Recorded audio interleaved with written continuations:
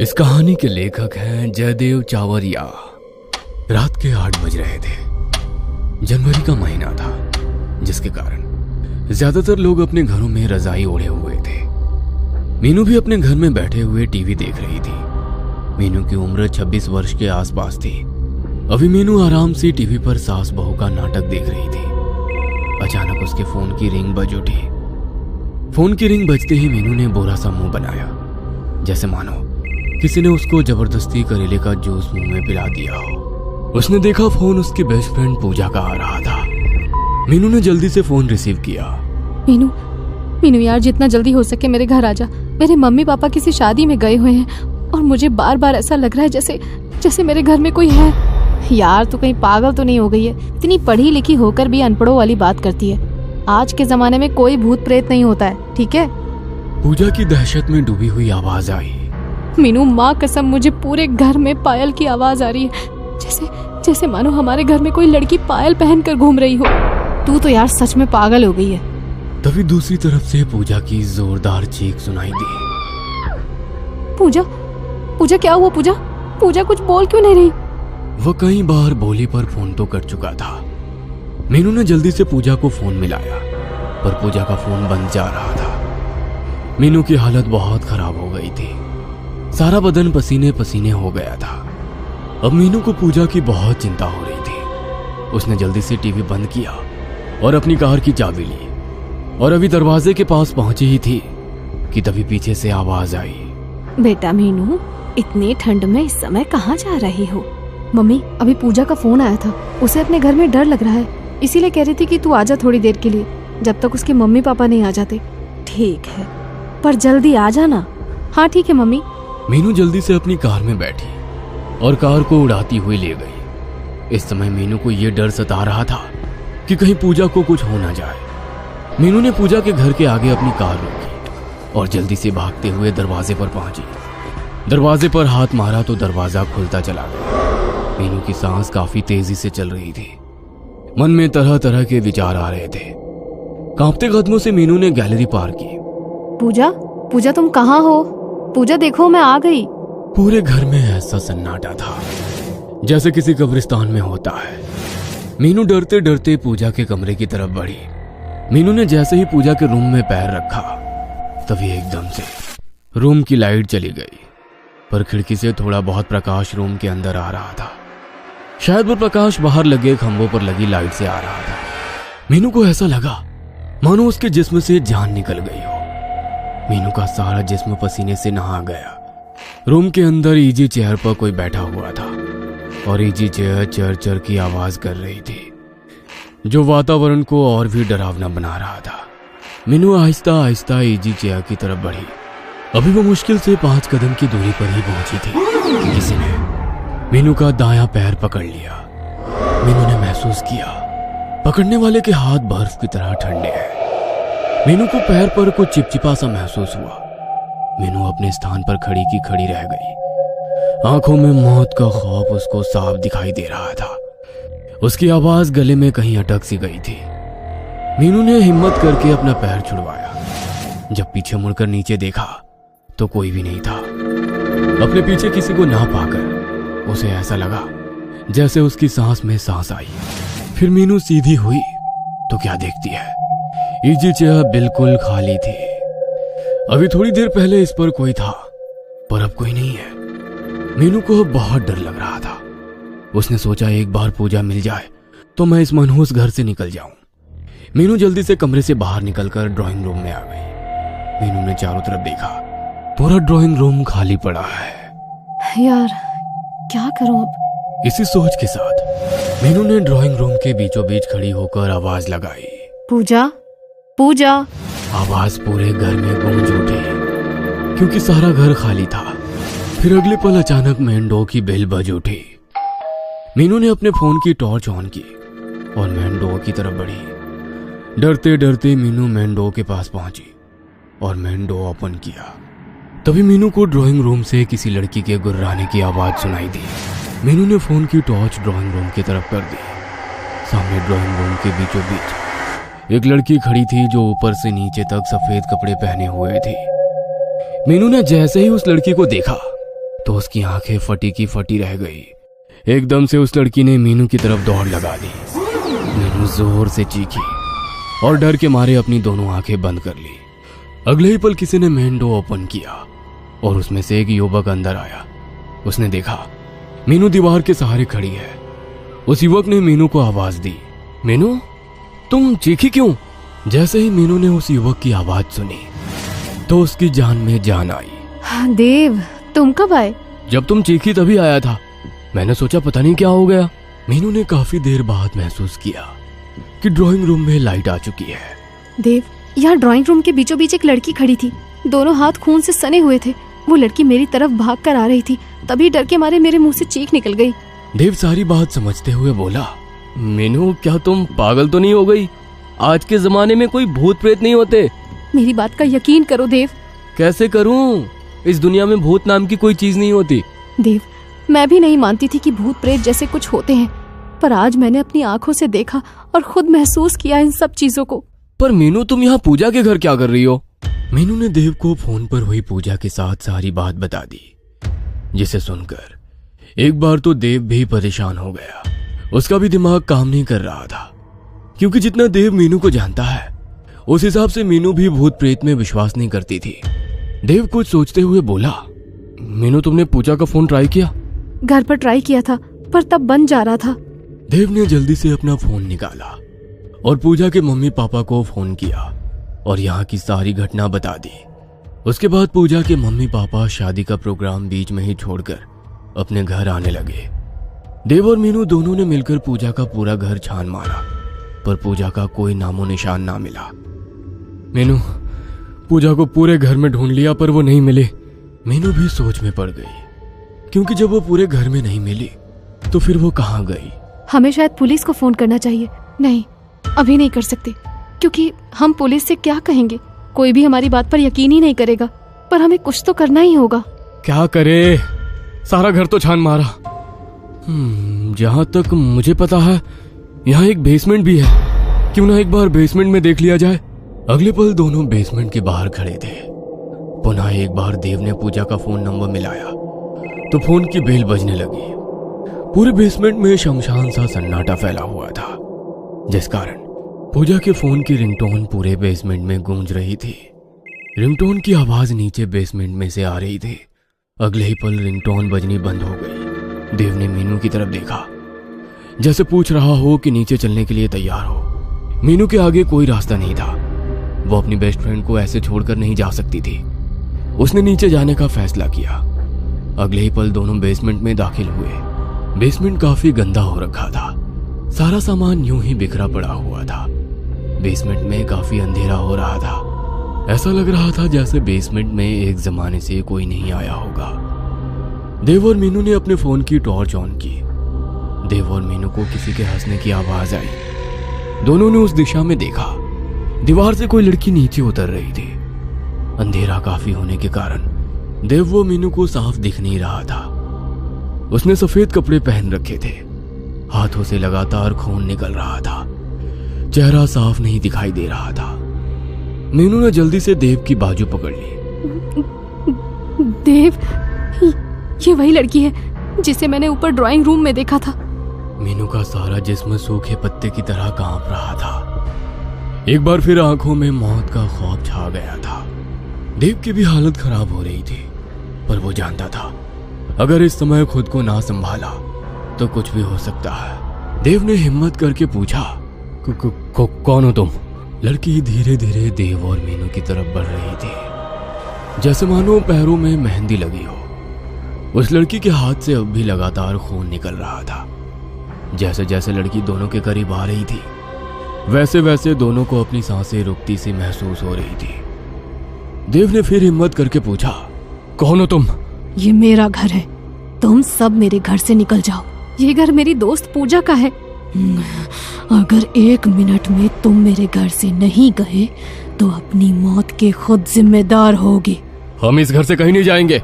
लड़की ने इस प्रकार दोनों हाथ उठाए जैसे कुछ कर रही हो। अगले ही पल एक लकड़ी की कुर्सी उड़ते हुए देव और मीनू के सिर पर जा लगी। दोनों नीचे फर्श पर जा गिरे। दोनों ने जैसे ही अपना अपना फोन उठाया, अगले ही पल एक तेज धार चाकू उड़ता हुआ सीधा देव के फोन वाले हाथ में लगा। चाकू देव के हाथ के आर पार हो गया। देव अपना हाथ पकड़कर तड़पने लगा।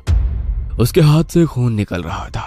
देव ने तड़पते हुए कहा, मीनू जल्दी से फोन की टॉर्च बंद करो। मीनू ने जल्दी से फोन की टॉर्च बंद की और देव का हाथ पकड़कर सीढ़ियों की तरफ भागी। देव हाथ में चाकू लगने के बावजूद भी लगातार भागे जा रहा था, क्योंकि उसे पता था बेसमेंट में एक पल भी रुकना अपनी मौत को न्योता देने के बराबर है। देव व मीनू को अपने पीछे सामान फेंकने की आवाज आ रही थी। दोनों में से एक ने भी पीछे मुड़कर देखने की कोशिश नहीं की। ऊपर आते ही दोनों को अपनी उड़ती हुई सांसों को काबू करने में 2 मिनट का समय लगा। अगले ही पल पूजा के घर के बाहर एक कार आकर रुकी। उस कार में कोई और नहीं बल्कि पूजा के मम्मी पापा थे। देव व मीनू भागते हुए कार के पास पहुंचे।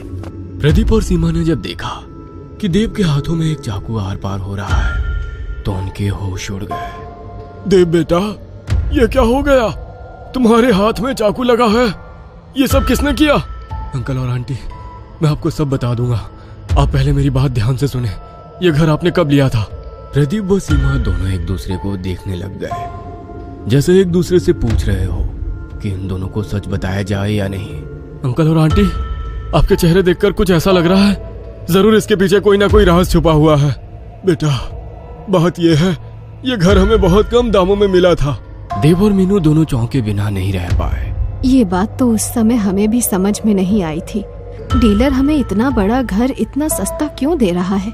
फिर तेरे अंकल ने डीलर से पूछा तो उसने बताया यहाँ का कोई भी व्यक्ति ये घर खरीदना नहीं चाहता, क्योंकि एक लड़की ने अपने परिवार के सभी लोगों को जान से मार दिया था। सबका गला काटा गया था। कहते हैं उस लड़की पर किसी भूत प्रेत का साया था। उसके बाद उस लड़की का क्या हुआ ये कोई नहीं जानता।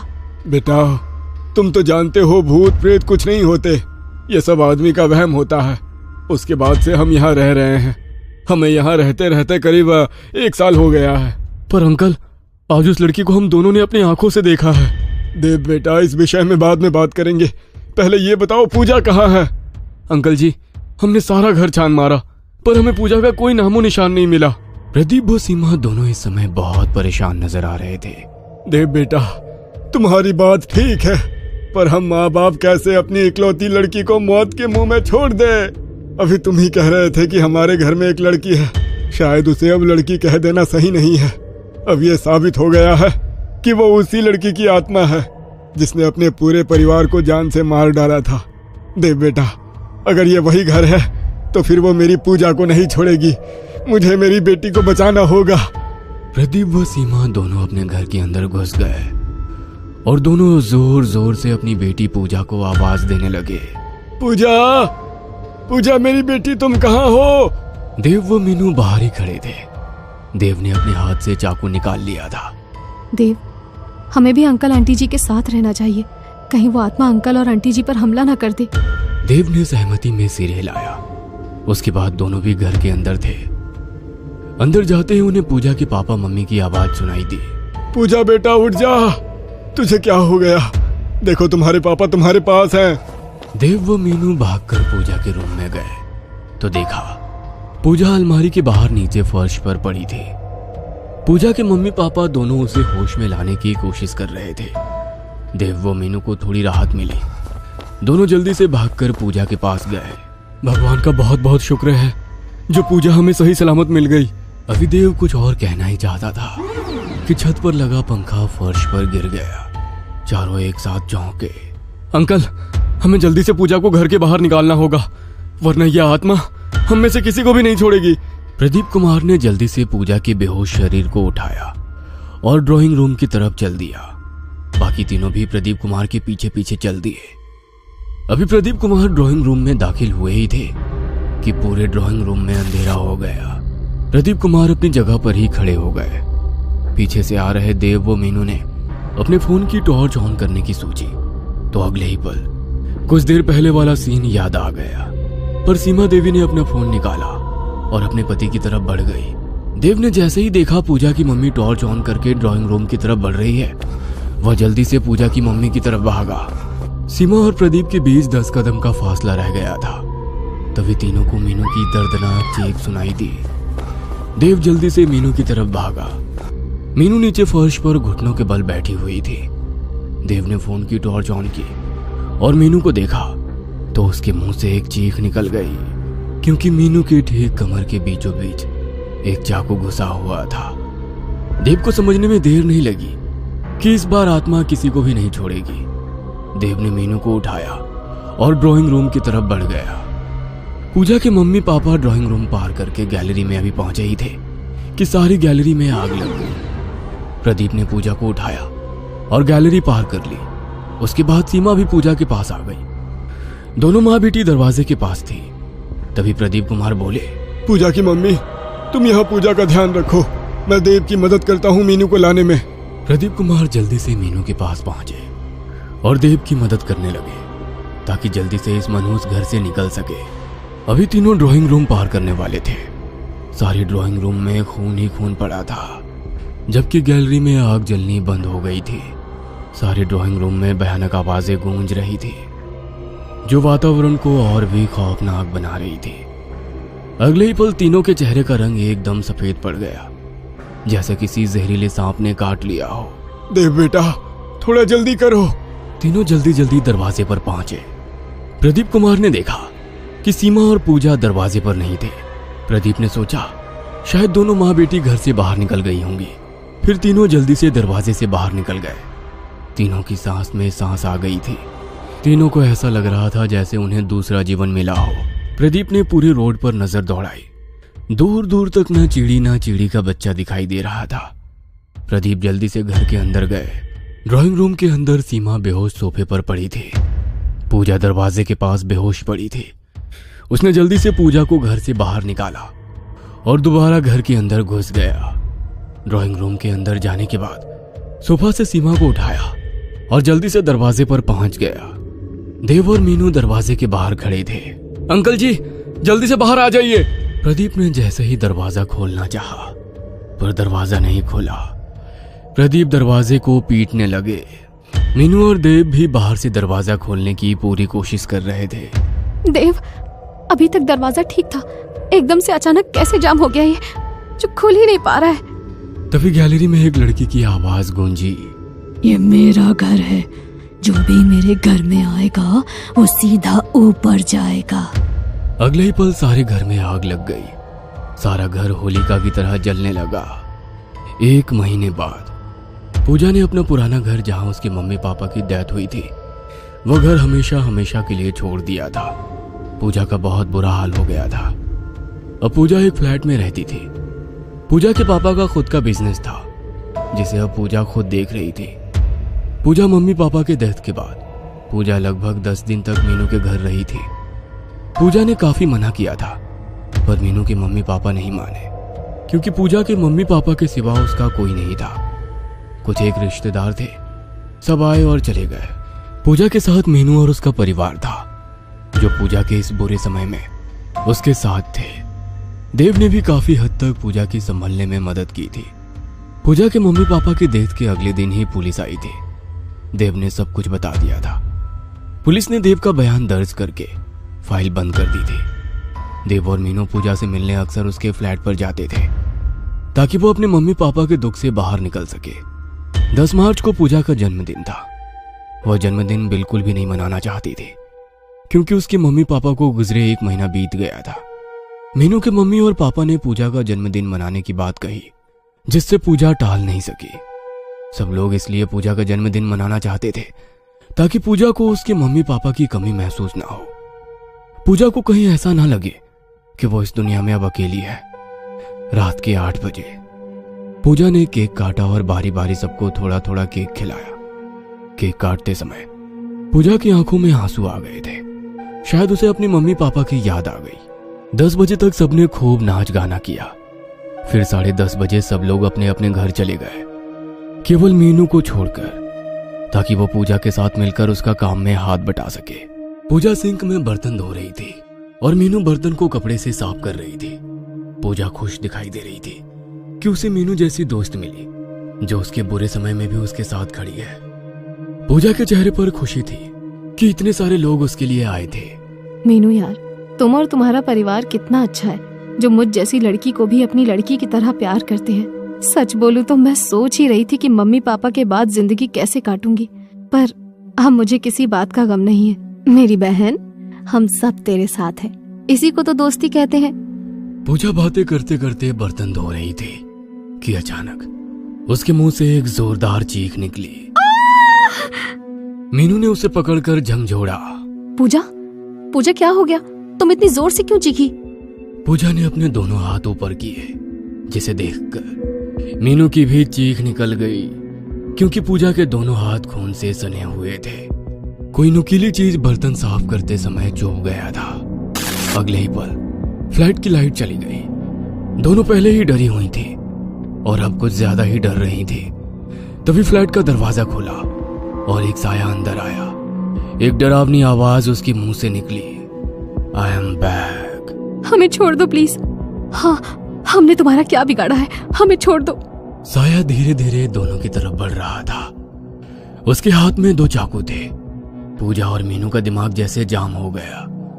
दोनों अपनी जगह से हिल भी नहीं पाए। अगले ही पल साया उनके बिल्कुल पास आ गया। उसने दोनों चाकू से पूजा और मीनू के पेट पर घोंप दिया। दोनों के मुंह से खौफनाक चीख निकली और दोनों नीचे फर्श पर गिर गई। अगले ही पल पूरा फ्लैट लाइट से जगमगा गया। पूजा वो मीनू ने अपने पेट पर हाथ मारा तो देखा पेट पर एक छोटा सा भी निशान नहीं था। पूजा और मीनू ने एक दूसरे को देखा। जीवित देख दोनों की सांस में सांस आई। अगले ही पल फ्लैट में एक आवाज गूंजी, हाँ, तो दोनों को कैसा लगा डर? पूजा और मीनू ने जब देखा तो आंखें फटी की फटी रह गई। सामने देव खड़ा था। क्या तुम्हें ही आता है ये सब करना? मुझे सब पता चल गया, तुमने कैसे अपनी मम्मी पापा को मारा। पूजा, पहले तुमने मीनू को फोन किया, उसके बाद तुमने मुझे यकीन दिलाया कि आत्मा सच में होती है, और सच में मुझे यकीन भी हो गया। तुमने अपनी मम्मी पापा को ऐसे मारा जैसे मानो किसी आत्मा ने उन्हें मारा हो। तुमने मुझे इस बात का गवाह बनाया ताकि मैं पुलिस को बता सकूं कि ये सब किसी आत्मा ने किया है। मुझे बस ये बात जाननी है कि तुमने क्यों अपने सगे माँ बाप को मारा। पूजा बोलो। मेरे बाप ने अपनी रखेल के साथ मिलकर मेरी माँ को ऐसे मारा कि सबको लगे ये सब एक दुर्घटना है। मेरी मम्मी ने छत से कूदकर खुदकुशी की। ये बात मेरे बाप ने साबित कर दी, क्योंकि जिस दिन मम्मी की डेथ हुई उस दिन मेरा बाप शहर में ही नहीं था। लेकिन पूजा, तुमने 3 साल का समय क्यों लिया ये सब करने के लिए? पूजा की आंखों में आंसू आ गए। बात दरअसल ये थी कि 2 महीने पहले रात 1 बज रहा था। मेरा बाप और वो रखेल दोनों आपस में बात कर रहे थे। मैं किचन में पानी पीने गई थी। आते समय वो दोनों आपस में बातें कर रहे थे कि उन्होंने मेरी मम्मी को कैसे छत से धक्का दिया। उसके 3 महीने बाद मेरे बाप ने अपनी रखेल से शादी कर ली। मैंने एक लंबी योजना बनाई। छत से जो पंखा गिरा उसके नट बोल्ट ढीले कर दिए थे। घर में गैस का सिलेंडर खुला छोड़ा था। जब तुम दोनों घर से बाहर गए, पापा मेरी सौतेली माँ को लेने अंदर आए, तभी आग लगी। मैंने उसी समय जलती तीली उन पर फेंक दी। मैं ही चुड़ैल बन जाती थी और तुम्हें डराया था। जो चाकू मैंने तुम्हें मारे उसके लिए मैं माफी मांगती हूँ। देव, अगर तुम्हें लगता है कि हमने कुछ गलत किया है तो तुम पुलिस को बता सकते हो। तुम दोनों ने मिलकर अच्छा ड्रामा किया। तुम दोनों फ्रेंड्स का तालमेल गजब का था। पूजा, तुम्हारे पास क्लोरोफॉर्म वाला रुमाल था। तुमने सीमा को बेहोश किया ताकि वो घर के भीतर रहे, और तुम्हारे पापा जब उनको लेने अंदर जाए तब तुम आग लगा दो। तुम दोनों ने परफेक्शन के साथ पूरा घटनाक्रम को क्रियान्वित किया। उस समय मुझे समझ में नहीं आया, लेकिन फिर धीरे धीरे सब समझ गया। देव ने एक नजर दोनों को देखा और जेब से फोन निकाला। मीनू और पूजा दोनों देव को ही देख रहे थे। देव ने फोन मिलाया। कितनी जल्दी आओगे? अगले ही पल देव ने फोन काट दिया। अगले ही पल दरवाजे से एक आदमी अंदर आया। सर, ये आपका पिज्जा। अरे अब हम तीनों दोस्त हैं, फिर मैं कैसे तुम्हारा साथ नहीं दूंगा? हाँ। दोनों ने देव को गले लगा लिया। ये कहानी आपको अच्छी लगी हो तो हमें सब्सक्राइब करें।